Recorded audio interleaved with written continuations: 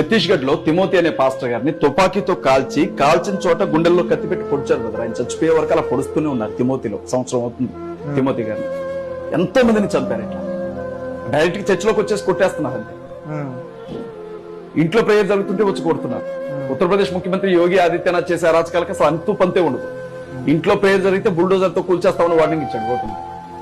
అసలు రాజ్యాంగాన్ని మారుస్తా ఉన్నారు. ఇప్పుడు 400 సీట్లు వచ్చుంటే ఇండియన్ కాన్స్టిట్యూషన్ మార్చేసేవాళ్ళు. క్రిస్టియన్స్ కి ముస్లింస్ కి ఓటు హక్కు తీసేస్తామంటున్నారు. జై శ్రీరామన్ పోతే ఈ దేశంలో బ్రతకడానికి వీల్లేదంట. రాజసింగ్ అయితే ఓపెన్ గా క్రిస్టియన్స్ ని ముస్లింస్ ని చంపండి పిలుపునిచ్చాడు. ఢిల్లీ నడిబొడ్డున స్వామి మహామండలేశ్వర స్వామీజీ అయితే ముస్లిం చంపడానికి సిద్ధపడాలి, హిందువులు కత్తులు కొనుక్కోవాలి అని చెప్పాడు. ఓపెన్ గా అన్ని బిట్లు ఇస్తాను నేను మీకు. ఇవాళ ఏం జరిగిద్దో రేపు ఉన్న భయంలో ఉన్నారు క్రైస్తవులు. నిజంగా తిరగబడే వాళ్ళైతే సార్ మీరు ఒక మాట తప్పుగా అనుకోవద్దు, అన్ని రకాల మాసాలు తింటాం, ఒక పంది మాసం తప్ప క్రైస్తవులు. కుక్క పంది తప్ప తినేవి మేము ఎంత కట్టుకుంటాం సార్. మీరు ఒక దెబ్బ కొట్టేలోపు 100 దెబ్బలు కొడతాం.